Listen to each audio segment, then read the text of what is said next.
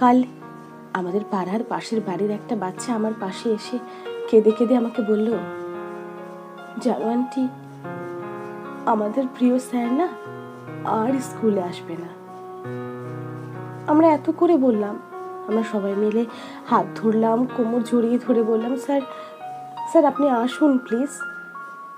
কিন্তু স্যার শুধু কেঁদে কেঁদে বললেন, তোমরা খুব ভালো থাকো, ভালো করে পড়াশোনা করো, আমি কাল থেকে আর স্কুলে আসবো না। বাচ্চাটা আমায় জিজ্ঞেস করলো, কেন আন্টি, স্যার কেন আসবে না? আমরা এত করে বললাম, আমরা দুষ্টুমি করবো না, মারপিট করবো না, আমরা রোজ পড়াশোনা করবো, আপনি আসুন প্লিজ। স্যার শুধু কেঁদে গেলেন।